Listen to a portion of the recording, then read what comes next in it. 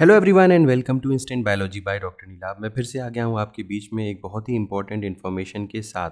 क्या आप भी गवर्नमेंट जॉब की तैयारी कर रहे हैं और आप environmental engineering, chemical engineering, life science, biological sciences या इस तरीके की केमिस्ट्री वगैरह के सब्जेक्ट को बिलोंग करते हैं और चाहते हैं कि आपके करियर की शुरुआत गवर्नमेंट ऑफ इंडिया की एजेंसी से हो, तो ये वीडियो स्पेसिफिकली आपके लिए है। Uttar Pradesh pollution control board, जिसको हम UPPCB बोलते हैं, यहाँ पे आई हुई है मल्टीपल पोजीशंस। कुल मिलाकर के 40 पोस्ट्स आई हुई हैं साइंटिफिक ऑफिसर्स की, और इंजीनियर की पोस्ट भी आई हुई हैं।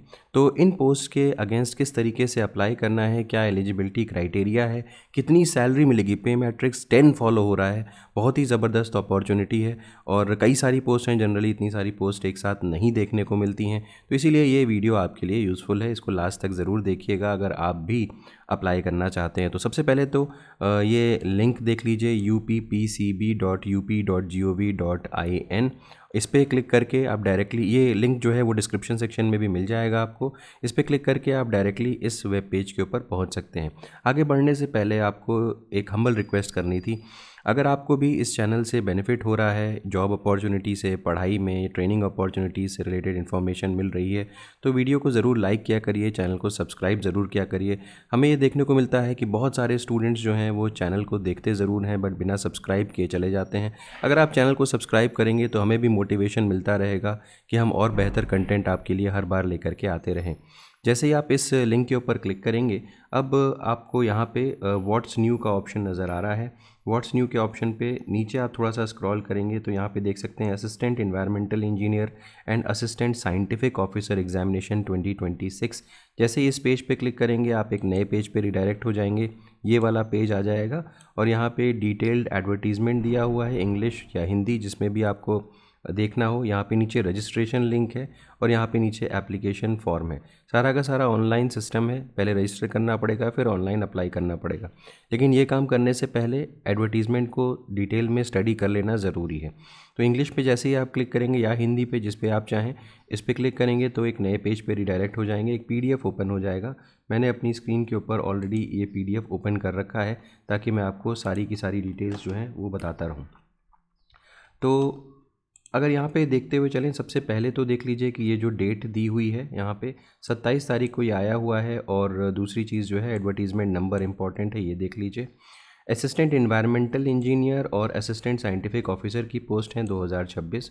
ये डेट ऑफ कमेंसमेंट यानी कि फॉर्म फिलिंग की जो डेट है वो 28/2/2026 यानी कि कल से शुरुआत हुई है। और लास्ट डेट सबमिट करने की 1 महीने बाद है, 28 मार्च को लास्ट डेट है, ये बात देख लीजिएगा। अब सबसे बढ़िया चीज़ है यहाँ पे कि कुल मिलाकर के 40 पोस्ट हैं, लेकिन ये सारी की सारी पोस्ट जो है वो टेम्परेरी हैं। 26 temporary post of assistant environmental engineer. पे लेवल बहुत अच्छा है, पे मैट्रिक्स लेवल 10 फॉलो हो रहा है। और 14 temporary post of assistant scientific officer, पे लेवल 10 मैट्रिक्स फॉलो हो रहा है। इसके अलावा यहाँ पे 26 पोस्ट ये हैं, 14 ये हैं अनरिजर्व्ड की, और OBC की, SC ST के लिए अलग अलग रिजर्वेशन क्राइटेरिया यहाँ पे दिया हुआ है। इसके अलावा गाइडलाइंस क्या है फ़िल करने के लिए, जैसे कि मैंने पहले बताया था कि ऑनलाइन ही आपको फ़िल करना है। लिंक मैंने अभी पीछे आपको दिखा दिया था। वहाँ पे जा कर के सबसे पहले रजिस्टर कर लीजिए और उसके बाद फॉर्म को फिल करना आपको शुरू करना पड़ेगा।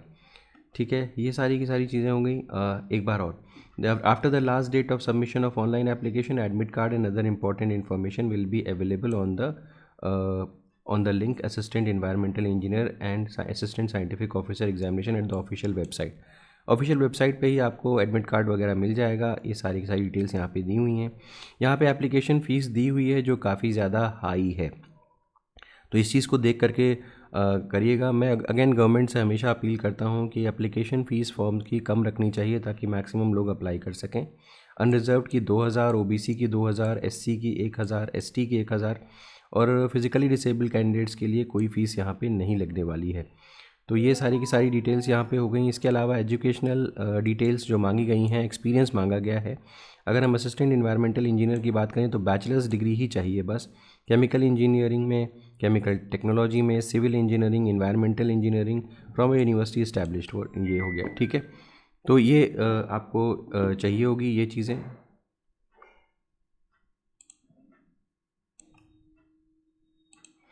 तो ये हो गया for the post of assistant environmental engineer. अब देख लेते हैं for the post of assistant scientific officer. यहाँ पे डॉक्टरल डिग्री अगर आपके पास केमिस्ट्री, जूलॉजी, बॉटनी, बायोकेम वगैरह में है तो अप्लाई कर सकते हैं। मास्टर्स डिग्री है केमिस्ट्री, जूलॉजी, बॉटनी, बायोकेमिस्ट्री में तो भी अप्लाई कर सकते हैं। या अगर आपके पास doctorate degree chemistry, zoology, botany, biochemistry और मास्टर्स डिग्री, ये कुल मिला करके ये बात लिखी हुई है कि डॉक्टरल या मास्टर्स डिग्री अगर है इन सब्जेक्ट्स में तो आप यहाँ पे अप्लाई कर सकते हैं। एज लिमिट की बात की गई है। मिनिमम एज लिमिट जो है वो 21 साल होनी चाहिए, मैक्सिमम एज लिमिट 40 ईयर्स होनी चाहिए। तो ये सारी डिटेल्स हो गई। इसके अलावा एज रिलैक्सेशन जो है वो तो अवेलेबल रहता ही है गवर्नमेंट ऑफ इंडिया के नॉर्म्स के हिसाब से, तो वो वैसे का वैसे ही मिलेगा। रिजर्वेशन के बारे में यहाँ पे मेंशन्ड है। सिलेक्शन प्रोसेस के बारे में ये मेंशन्ड है कि एक कंप्यूटर बेस्ड टेस्ट होगा, उसके बाद एक इंटरव्यू होगा, जो लोग फाइनली सेलेक्ट होंगे वो इन्हीं दोनों के बेसिस पे होंगे। एग्जामिनेशन जो कंडक्ट किया जाएगा वो 2 स्टेजेस में, जैसे मैंने बताया। सबसे पहली स्टेज जो है वो CBT कंप्यूटर बेस्ड टेस्ट होगा, उसके 400 नंबर होंगे। टेस्ट में यहाँ पे maximum marks, negative marks, time allotted इस तरीके से है फॉलोइंग दिया हुआ है। सबसे पहले जैसे कि post of assistant environmental engineer की बात करें तो सब्जेक्ट इन्वायरमेंटल इंजीनियरिंग BTech या BE स्टैंडर्ड के क्वेश्चन 70 आएंगे, मैक्सिमम मार्क्स 280 रहेगा। और इसके अलावा जनरल एप्टीट्यूड के 30 क्वेश्चन होंगे, मैक्सिमम मार्क्स जो है वो आपका 120 रहेगा। तो कुल मिलाकर के 100 क्वेश्चंस हैं और हर क्वेश्चन का 4 नंबर मिल रहा है, तो मैक्सिमम मार्क्स 400 हो गए। 120 मिनट का समय आपको दिया जा रहा है। वहीं अगर असिस्टेंट साइंटिफिक ऑफिसर की बात करें तो इन्वायरमेंटल साइंसेज अगर देखें तो अंडर ग्रेजुएट स्टैंडर्ड 70 क्वेश्चन और 280 नंबर, यहाँ पे 30, 120, तो कुल मिलाकर के 400 नंबर का ये भी होगा। तो असिस्टेंट साइंटिफिक ऑफिसर में भी environmental sciences under graduate level का पूछा जा रहा है, और यहाँ पर भी असिस्टेंट इन्वायरमेंटल इंजीनियर में भी इन्वायरमेंटल इंजीनियरिंग के बारे में पूछा जा रहा है। तो जैसा कि यहाँ बताया, हर क्वेश्चन के 4 नंबर हैं और 4 नंबर दिए जाएंगे अगर सही किया तो, और गलत क्वेश्चन में 1 नेगेटिव मार्क हो जाएगा। मेरिट लिस्ट जो है वो प्रिपेयर की जाएगी on the basis of computer based test and the candidates from this merit list interview के लिए कॉल कर लिए जाएंगे।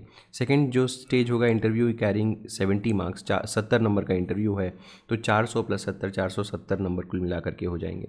तो ये टोटल डिटेल्स हो गई इससे रिलेटेड।